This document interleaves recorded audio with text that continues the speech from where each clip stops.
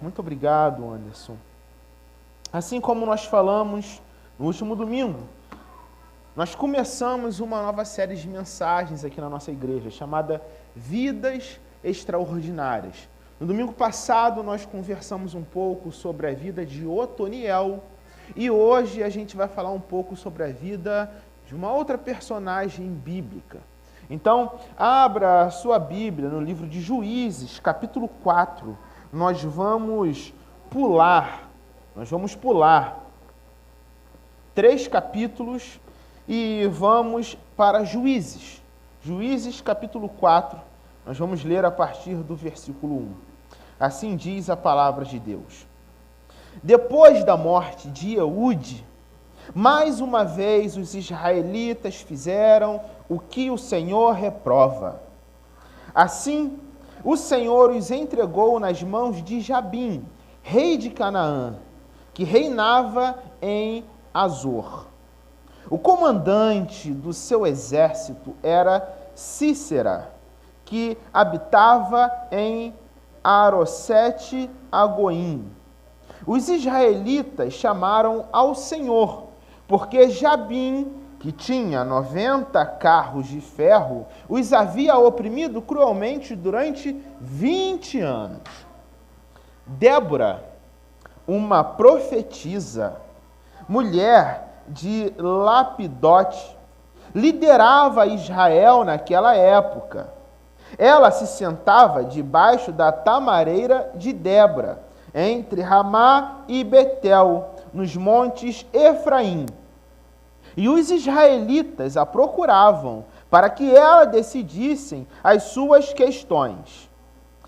Débora mandou chamar Baraque, filho de Abinoão, de Quedes, em Naftali, e lhe disse: O Senhor, o Deus de Israel, lhe ordena que reúna 10.000 homens de Naftali e Zebulon, e vá ao monte Tabor. Ele fará que Cícera, o comandante do exército de Jabim, vá atacá-lo com seus carros de guerra e tropas, junto ao rio Quisson, e os entregará em suas mãos. E Baraque disse a ela: Se você for comigo, irei. Mas, se não for, não irei. E respondeu Débora: Está bem, irei com você. Mas saiba que por causa do seu modo de agir, a honra não será sua, porque o Senhor entregará Cícera nas mãos de uma mulher. Feche seus olhos, vamos orar. Senhor, pedimos nesta manhã que o Senhor fale aos nossos corações. Aqui está a sua palavra. Ministre no mais profundo das nossas almas. Essa é a nossa oração. Em nome de Jesus. Amém. Eu costumo guardar todas as histórias que eu escuto no gabinete em sigilo, exceto algumas delas que são cômicas. Eu me lembro que no meu último ministério, eu fui procurado por um jovem que havia conseguido um estágio na área de educação física em uma grande rede de colégios da cidade do Rio de Janeiro.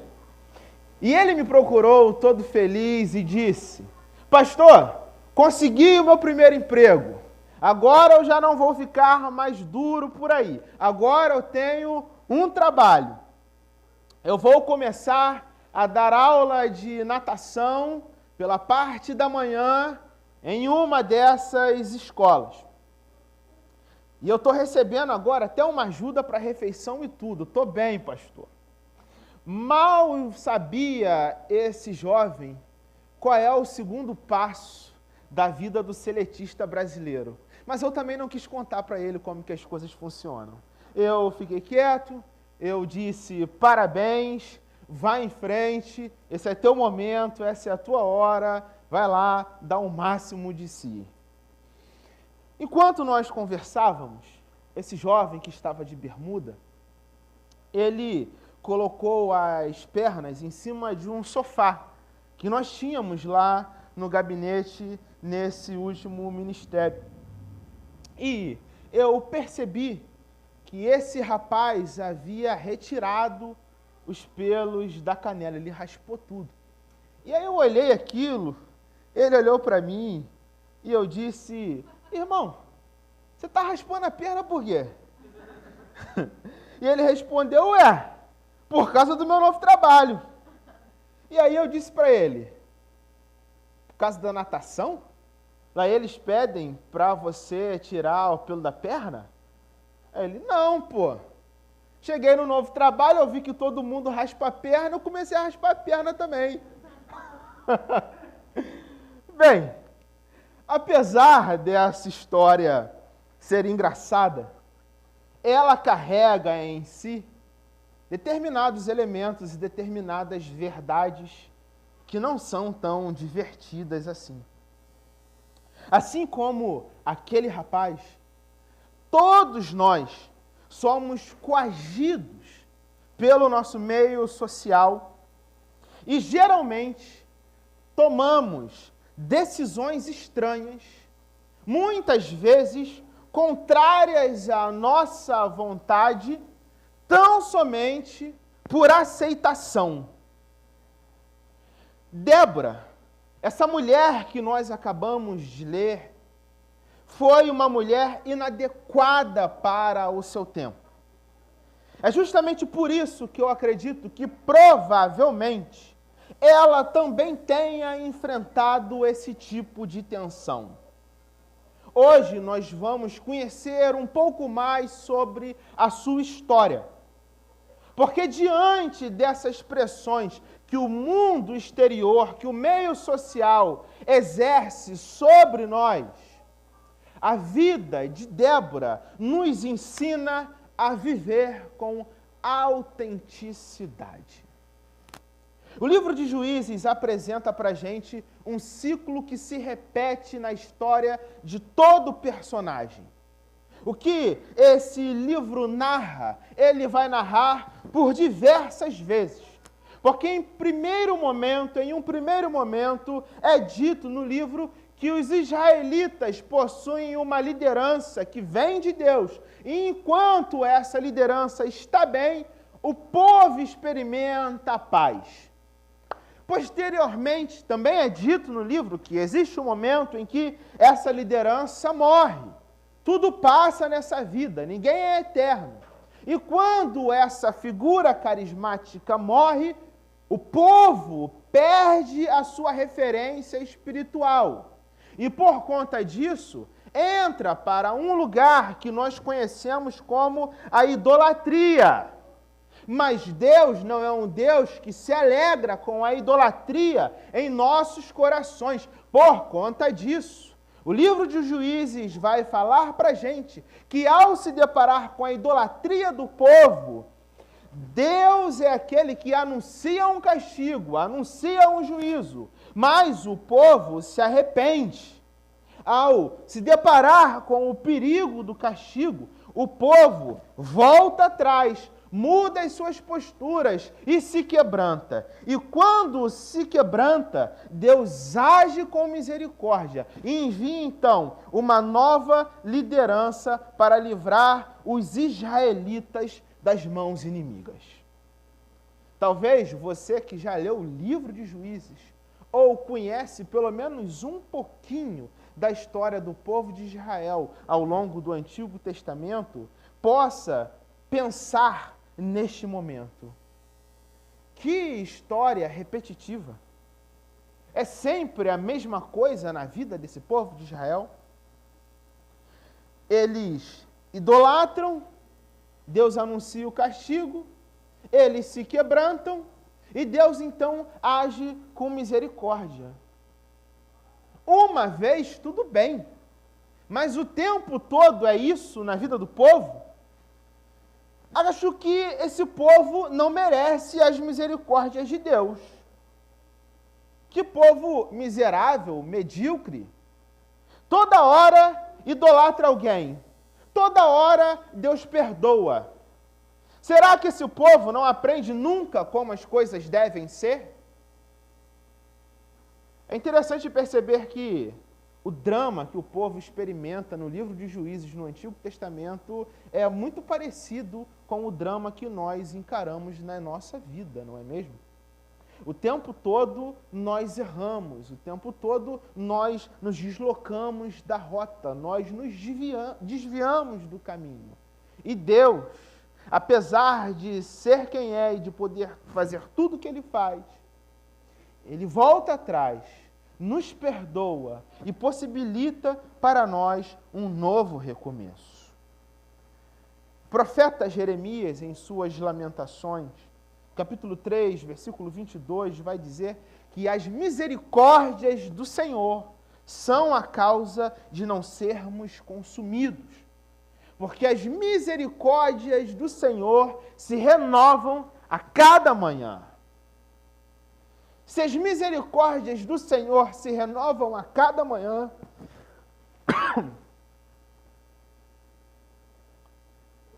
perdão, se as misericórdias do Senhor se renovam a cada manhã, e se nós ainda estamos aqui de pé, isso significa que Deus olhou para a gente com uma boa afeição, que Deus possibilitou a nós um novo recomeço, que Deus permitiu que a gente pudesse, então, vivenciar um novo capítulo das nossas vidas. Porque se fosse por nós, por aquilo que a gente sabe fazer e por aquilo que a gente faz, talvez muitos de nós nem estaria vivos aqui. É isso que vai acontecer na vida do povo. Em Juízes, capítulo 4, os inimigos eram os cananeus. E aquele que governava era um rei chamado Jabim. Jabim tinha um oficial, um militar de confiança, chamado Cícera.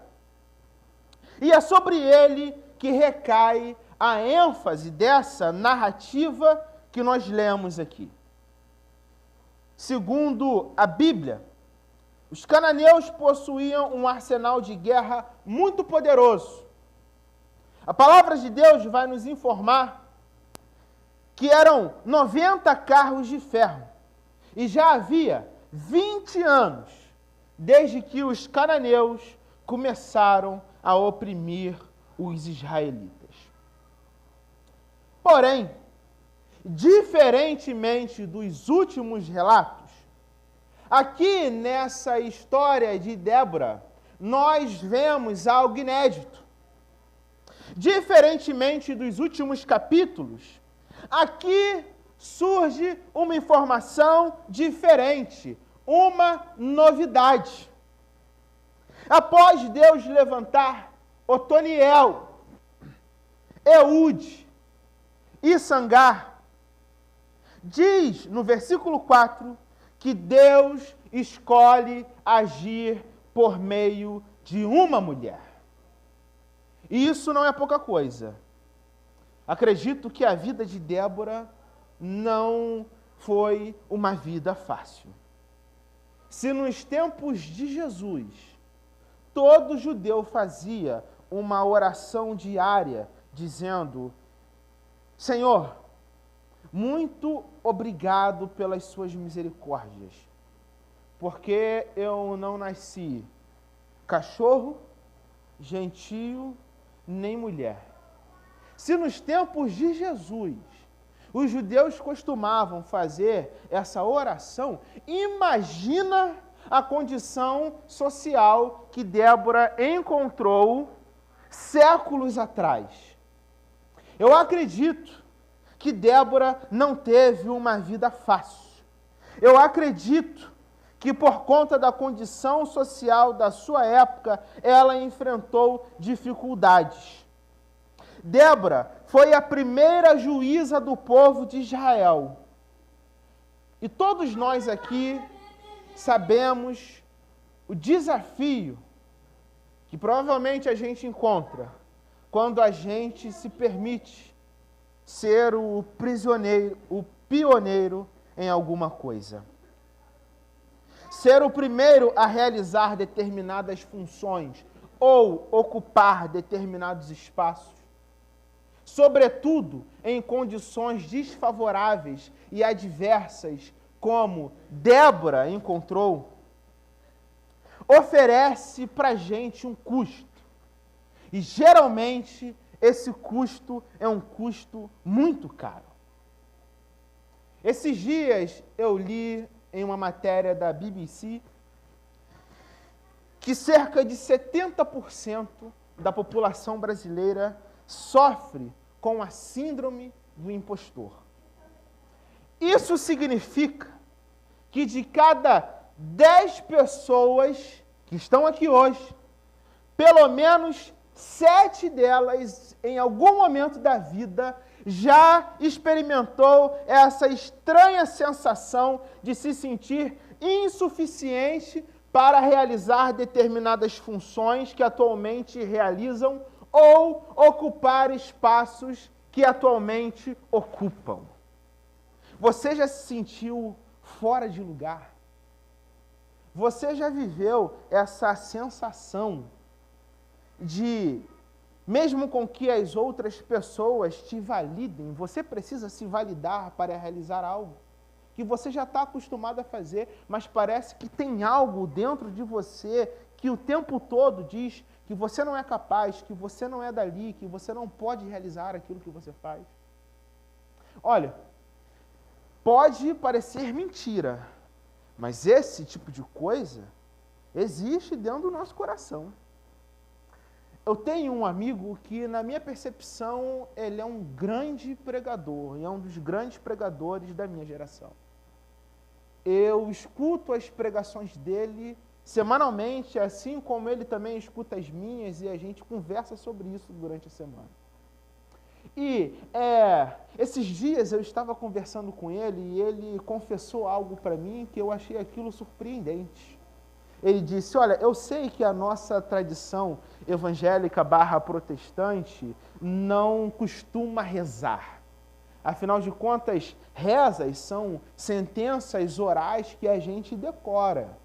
E para um protestante como nós, esse relacionamento com Deus, ele se dá por meio da espontaneidade. É por isso que nós, que somos evangélicos, que viemos de um protestantismo, não rezamos, nós oramos. Mas esse meu amigo disse o seguinte, eu sei que evangélico não reza, mas toda vez que eu vou para um púlpito antes de pregar, eu faço uma reza. Eu falei, como é que você ora? Você faz aquela oração decorada, Deus abençoe a minha vida, me use agora. Não. Eu faço uma outra oração, eu falo, Deus, por favor, pelo menos hoje, me livra da vergonha, Senhor, que eu não venha falar algo em público que vá fazer a minha cara arder e queimar. Você olha para ele, você não imagina que toda vez que ele sobe no púlpito ele faz essa oração. Mas ele faz. E é bem possível e bem provável que você, em seu espaço, fazendo aquilo que você já está careca de saber, às vezes também se veja dentro dessas condições. Por quê? Porque a cada 10 brasileiros, 7 já enfrentaram ou enfrentam uma síndrome do impostor. Eu não sou diferente disso, não. Ano passado, alguns de vocês sabem disso, eu também já falei disso em outras ocasiões. Ano passado, eu participei de um processo seletivo dentro da minha área de História do Protestantismo, promovido pela Aliança Batista Mundial. E a ideia do evento era que cada continente selecionasse os seus historiadores e iria então mandar só um representante para o encontro que ia acontecer na Universidade de Oxford.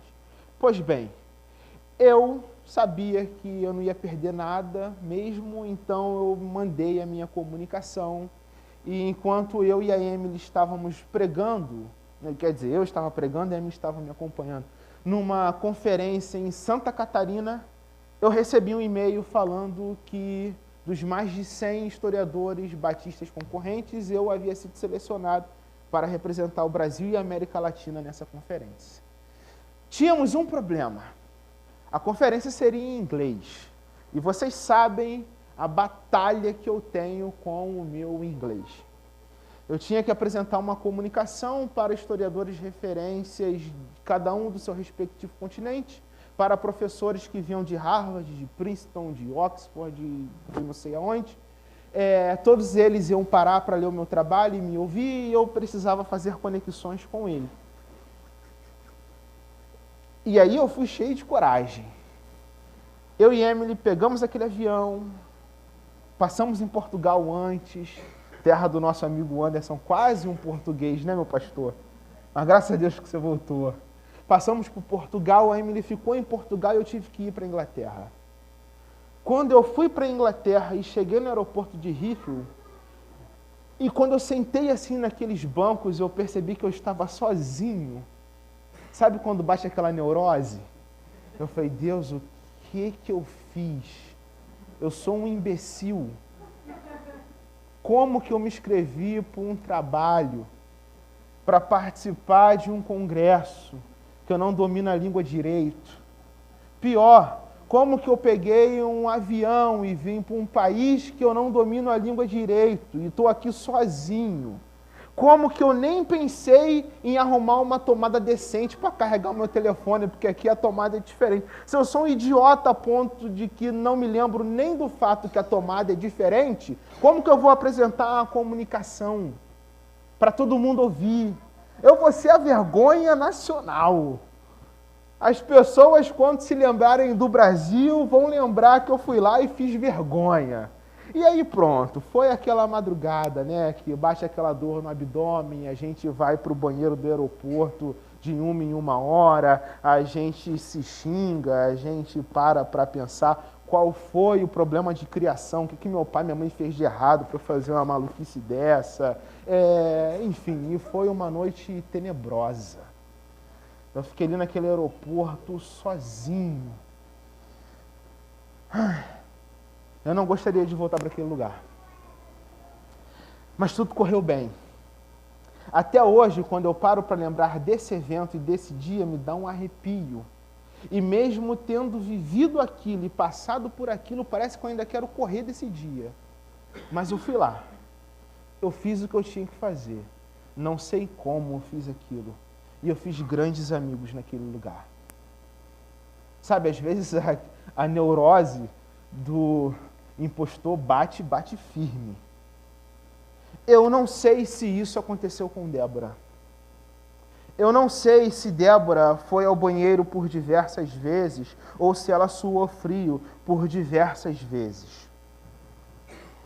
Eu não sei se ela sentiu dores em seu abdômen e vontade de voltar para casa, no instante em que o primeiro israelita levou para ela a primeira demanda. Talvez sim. Isso aqui é o nosso exercício imaginativo. Tudo que nós sabemos é que, segundo o texto, quando o texto a apresenta, ela está lá, sentada no monte Efraim, aconselhando o seu povo. A vida é feita dessas coisas, não é verdade? Às vezes é necessário a gente bancar aquilo que nós somos. E também os lugares aonde nós estamos. Mesmo sem saber o que se passava na cabeça de Débora. Mesmo sem saber como que ela se sentia ao sair de casa. Ou como dizem os coaches por aí, mesmo sem conhecer as crenças limitantes que ela tinha. O que nós sabemos é que ela estava lá. E para nós isso é o suficiente. Débora, aquela que mesmo na condição de mulher, governava e profetizava em Israel. Sabe por quê? Porque Deus não faz acepção de pessoas. Todo ser humano é imagem e semelhança de Deus. E se ao longo da história, nós, como seres humanos, pecadores, construímos estruturas sociais que marginalizam outras pessoas e buscam sequestrar a humanidade dessas pessoas, Deus é aquele que, enquanto a gente olha e vê como sujeitos marginais, Deus olha e fala: é a minha criatura, tem a coroa da criação, tem o fôlego de vida que eu soprei. Esse é Deus. Apesar da gente fazer acepção de pessoas, Deus não faz. E o texto vai nos informar que certo dia, Deus coloca no coração de Débora que era tempo dela chamar um homem chamado Baraque, um líder militar.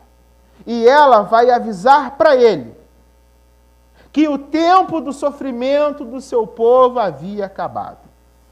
No versículo 6 e 7, Débora vai dizer o seguinte: o Senhor, o Deus de Israel, lhe ordena que reúna 10.000 homens de Naftali e Zebulon e vá ao monte Tabor. É isso que Débora vai dizer para Baraque. Então ela diz: Baraque, vai lá, porque Deus fará que Sísera, o comandante do exército de Jabim, vá atacá-lo com os seus carros de guerra e tropa junto ao rio Quisson e os entregará em suas mãos. A história de Débora vai nos informar que Débora se notabilizou como a primeira juíza por conta disso. Uma juíza / profetiza. Profetas são aqueles que traduzem aquilo que Deus quer para o seu povo. Então Deus levanta Débora, e quando levanta Débora, a coloca diante de Baraque para dizer: Baraque, reúna 10.000 homens e vá para o campo de batalha para dizer que Deus ouviu o sofrimento do povo. Deus está olhando as lágrimas do povo, e agora Deus decidiu fazer alguma coisa. Vai lá, Baraque, vai lá e lidera o povo nessa batalha. Vai lá e conduz o povo nessa obra de libertação que eu quero constituir. Sabe, meus irmãos, existem momentos que nós precisamos ter coragem para traduzir para aqueles que estão em nosso redor o que Deus pensa e quer para o mundo através das Escrituras. Muito hoje é falado que a igreja não avança e a igreja não cresce porque vivemos em um mundo difícil. A pergunta que temos que fazer é: que mundo que não foi difícil? Que mundo que não possuiu resistências à palavra de Deus? Por quê? Paulo, em 2 Timóteo, capítulo 4, versículo 2 a 4, diz para o seu discípulo: pregue a palavra. Esteja preparado a tempo e fora de tempo. Repreenda e corrija e exorte com toda paciência e doutrina, pois virá o tempo em que não suportarão a sã doutrina. Ao contrário, sentirão coceira nos ouvidos e juntarão mestres para si mesmos, segundo os próprios desejos. Eles se recusarão a dar ouvidos à verdade, voltando-se para os mitos. Todo tempo arroga para si as suas dificuldades. Mas a primeira questão que nós observamos que vai notabilizar a vida de Débora é que, diante da necessidade do seu povo, diante as questões do seu momento, Débora não se acovardou de manejar bem a palavra da verdade e traduzir para o seu povo o que Deus pensava sobre aquela situação. Escute uma coisa nesse momento. Deus não quer que a sua igreja seja um corpo composto por discípulos passivos. O Espírito Santo do Senhor, quando nos batiza, Ele chama para si discípulos ousados, discípulos corajosos, e discípulos ousados vão agir como Débora agiu.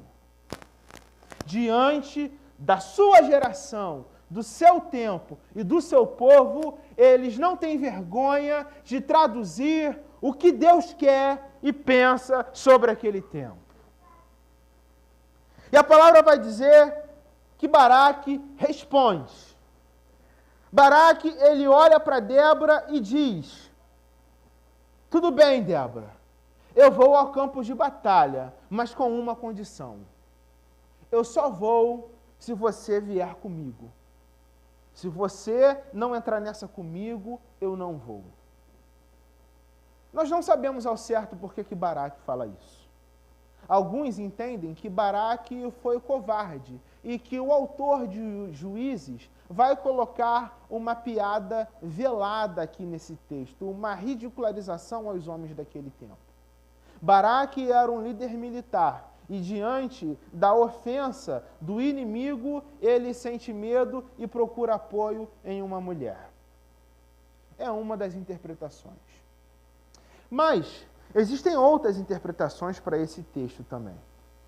Baraque fazia parte de uma geração que carregava em sua memória as vívidas lembranças de um tempo onde a Arca da Aliança passeava pelo povo. E aonde a Arca da Aliança passava, ali estava manifesta a presença de Deus entre o povo. Se a Arca da Aliança passeava entre o povo, Baraque sabia que aonde a presença do povo estava, se o povo estivesse bem e obedecendo as palavras do Senhor, tudo sairia bem. Então, quando Baraque pede a presença de Débora no campo de batalha, é como, segundo alguns intérpretes, ele estivesse dizendo: Débora, eu sei que a presença do Senhor está contigo. Quando nós estamos diante de Ti, nós sentimos que Deus está aqui entre nós. Nós percebemos e discernimos através da sua vida que o Senhor não abandonou o seu povo, porque o Senhor opera na sua vida e através do Senhor, o Senhor age entre nós. Então, Débora, vai com a gente de batalha, porque se você estiver lá, tudo vai sair bem, porque você é a representação da presença de Deus entre os homens. Você tem noção o que deve ser ouvir isso?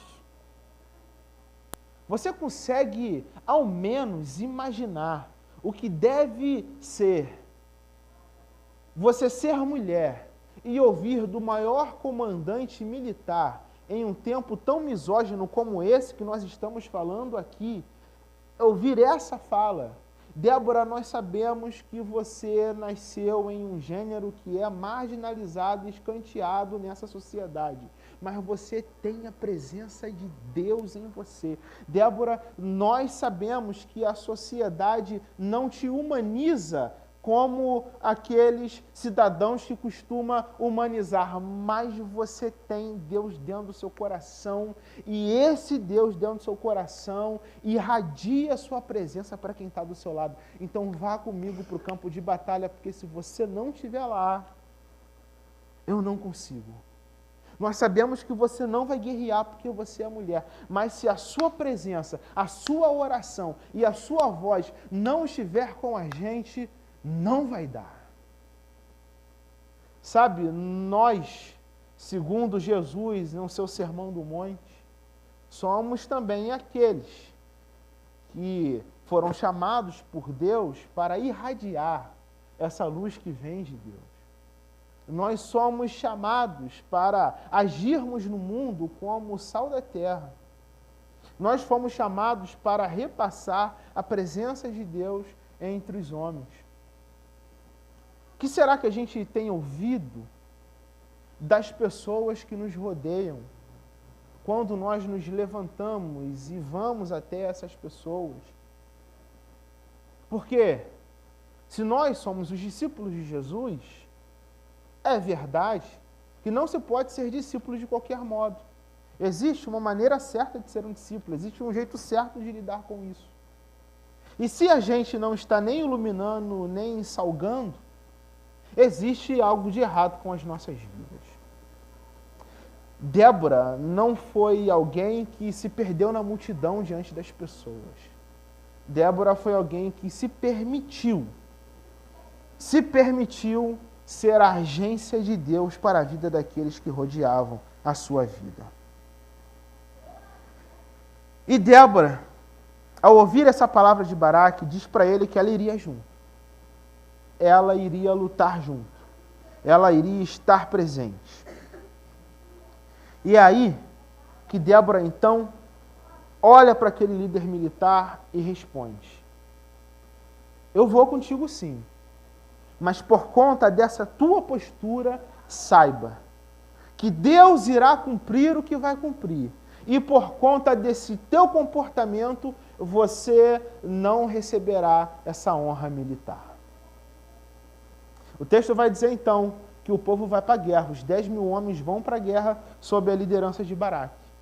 Quando eles chegam então na guerra, Deus confunde os carros, os exércitos dos cananeus.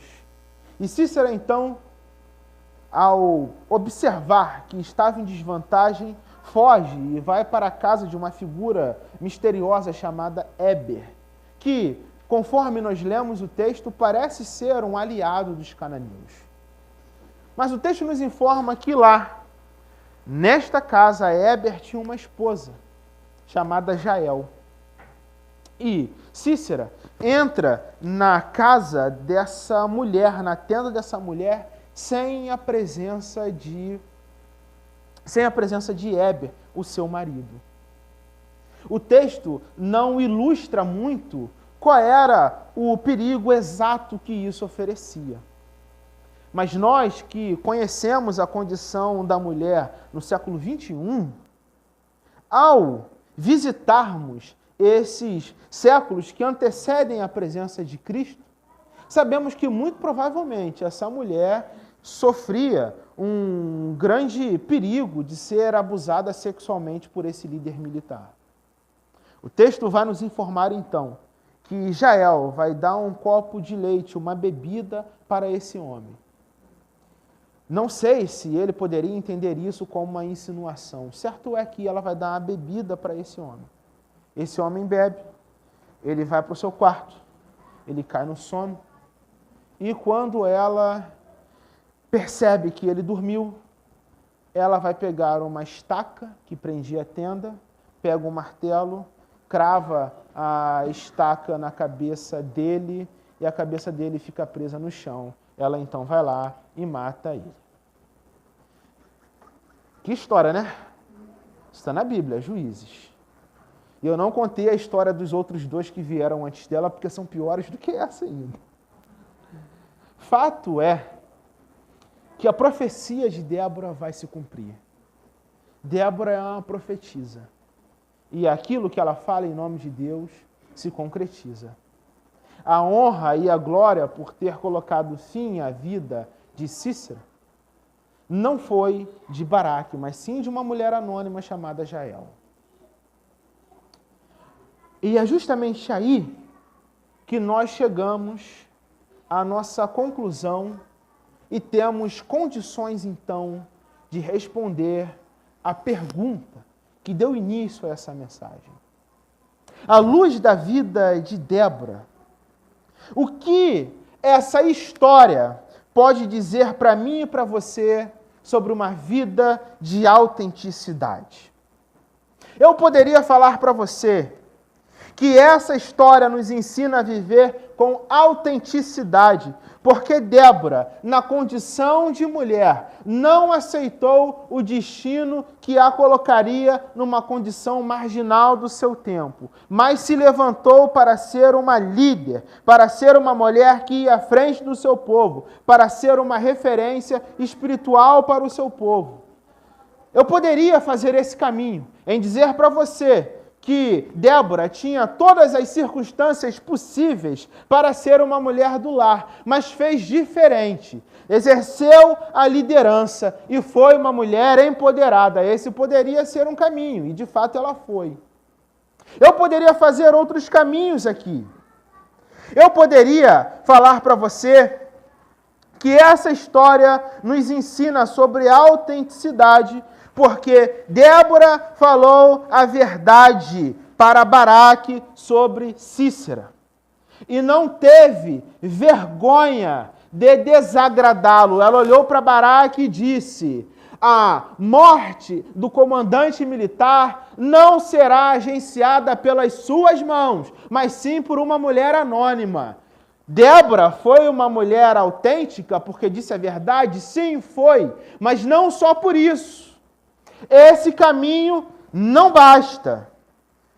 Mas, acima de tudo, é preciso falar que Débora teve uma vida extraordinária, porque teve coragem de abraçar as condições de possibilidade que Deus deu a ela.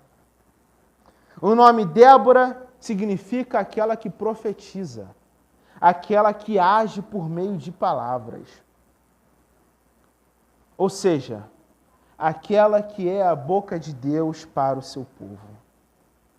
E aqui, acima de qualquer outra coisa que Débora faz, o texto se inicia e termina falando que Débora profetizou e que a profecia que ela trouxe por parte de Deus deu certo.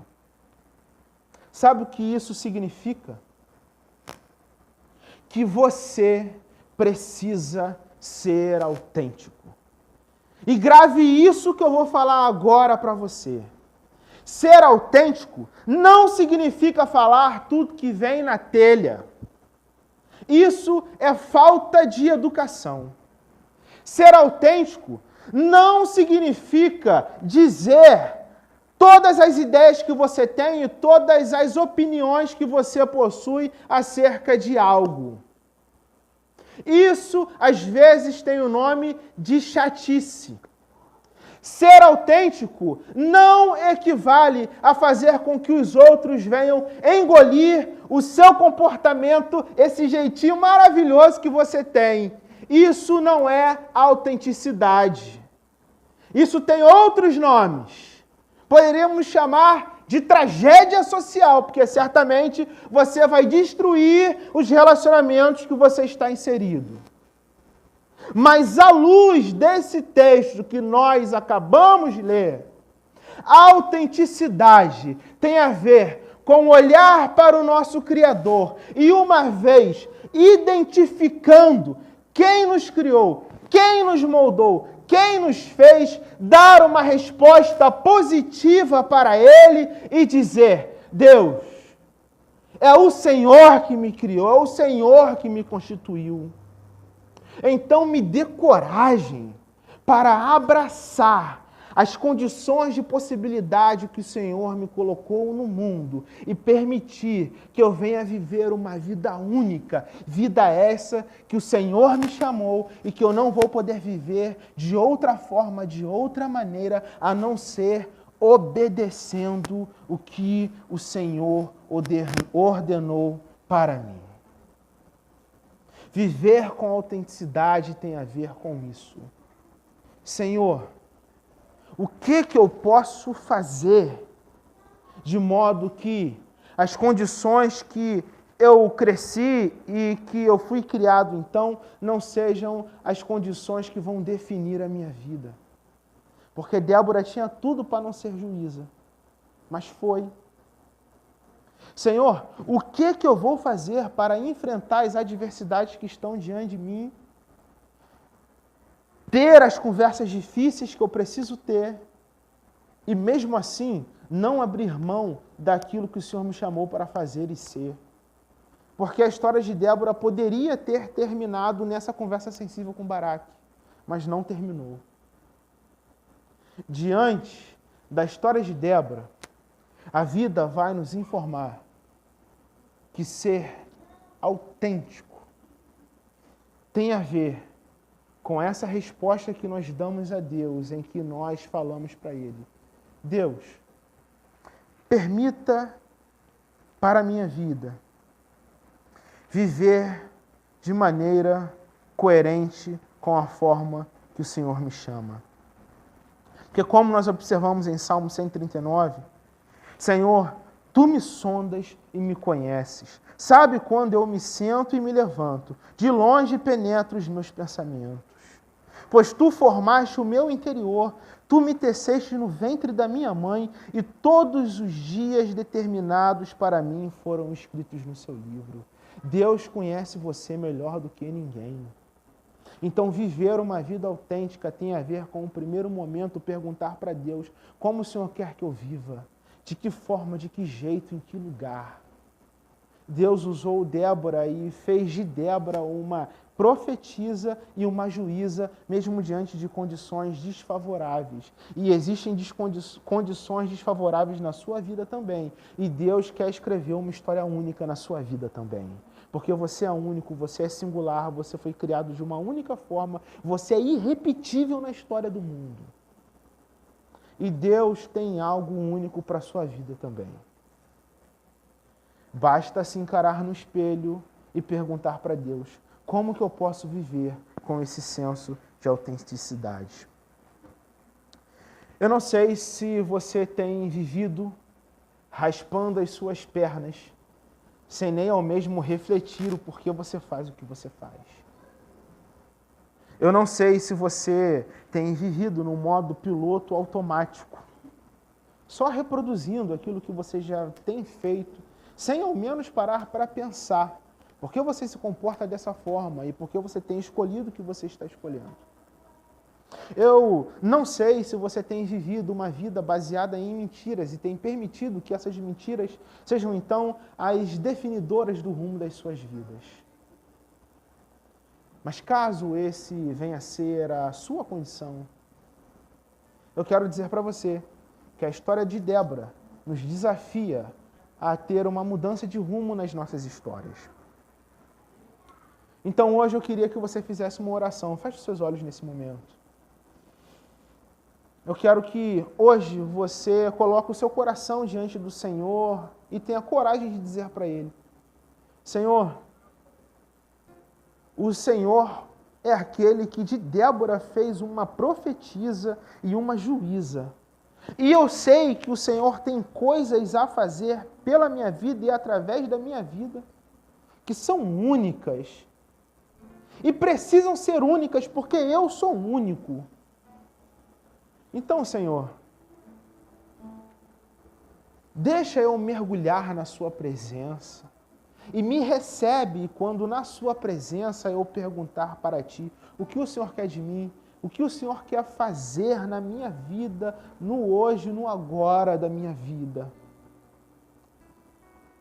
Porque uma vida de autenticidade não tem a ver com as minhas reafirmações diante do mundo.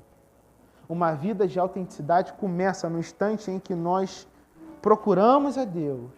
E nesse espaço sagrado que nós chamamos oração, a Ele nós perguntamos, Senhor, faça da minha vida aquilo que o Senhor quer. Porque a única certeza que eu tenho na caminhada contigo é que o Senhor constituirá em mim uma história única. Então, se hoje você tem vivido nessas condições de ausência de autenticidade, na sua caminhada com Jesus, hoje você pode fazer essa oração dizendo a Deus, Deus, até aqui eu tenho vivido assim, mas hoje é tempo de mudar. Faz em mim um vaso novo. Senhor, quebra essas camadas de mentira ou de falta de autorreflexão que tem constituído a minha vida e constrói em mim, Senhor, algo que só o Senhor pode construir, nenhum homem pode, só o Senhor. É hoje, Senhor, eu quero mudar hoje, não amanhã, não ontem, mas hoje, Senhor. Você tem a oportunidade nesse momento de fazer essa oração. A vida de Débora é uma vida que nos ensina que vale a pena viver com autenticidade. Porque a história que você possui é a única coisa que não tem como ser compartilhada com ninguém. E Deus quer escrever essa história na sua vida. Que Deus te abençoe. Feche seus olhos e vamos fazer